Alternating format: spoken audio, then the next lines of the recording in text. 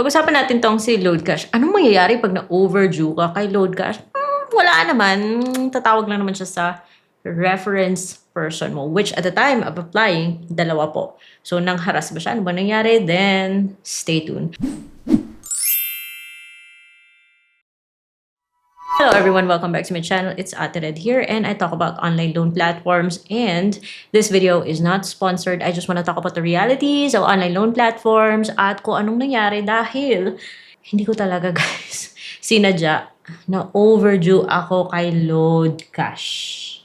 At nagulat ako kasi tawag siya ng tawag sa contact reference ko na dito lang naman sa bahay. Siyempre, nagpaalam din ako kasi alam niya na nagre-review ako ng online loan platform. Alam niyo naman guys, nagbiyahe ako and I really forgot na 15 magdo-due na siya.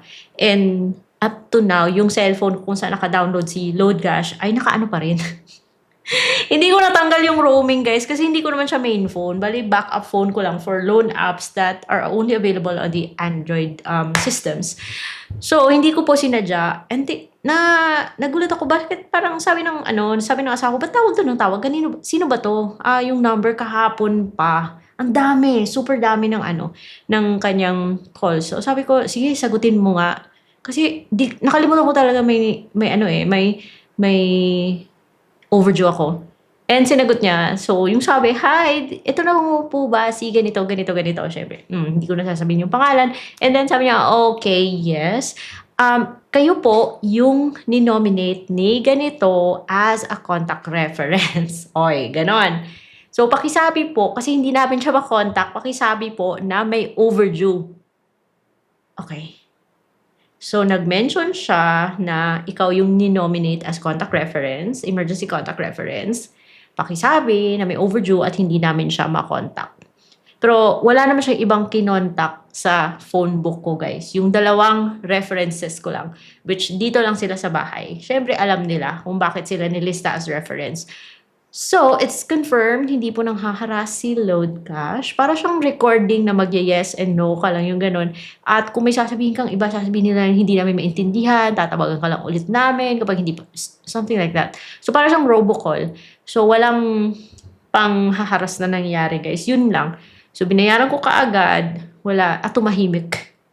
So, 2 days pong overdue, tapos wala siyang masyadong dinagdag. So, 222 lang sana yung babayaran ko. Yung binayaran ko is 240. Hindi ko lang siya na-notice kung yung 40 ba yan ay, fee ni GCash. But if it is a penalty, hindi naman siya masyado kalaki. But maybe because maliit lang yung aking magjuju. So, 222 yung binayaran ko. Yung nasa GCash, 240. Yun po. So, tumigil na siya sa kakatawag dahil, pero just to confirm guys, kasi si Load Cash po is a legit loan platform, and by legit, I mean rehistrado, and it's under Copperstone Lending Inc. na just recently signed an agreement with CICC to enforce, to strengthen their anti-harassment and anti-fraud measures. Alam naman natin, controversial to si Copperstone. Knowing na siya yung company behind Mocha Mocha. So that's it guys. That's my experience. Na-OD ako kay Copperstone. And if you want to see other details about... na-OD ako kay Load Cash. And if you want to see other details about Load Cash, then you can check my earlier videos. And that's about it. Na-OD ako. Buti na lang. Walang ibang nakaalam. Tawag na sila ng tawag. Like parang sasabog yun. Yun nga lang naka-do not disturb kasi yung phone ng asawa ko. Kaya nung nabigla na lang siya nung ni-review niya yung call history. Sabi niya, ba't ang daming missed call. Sabi ko, sagutin mo nga, baka importante. Si Load Cash pala. So that's it. See you on my next vlog.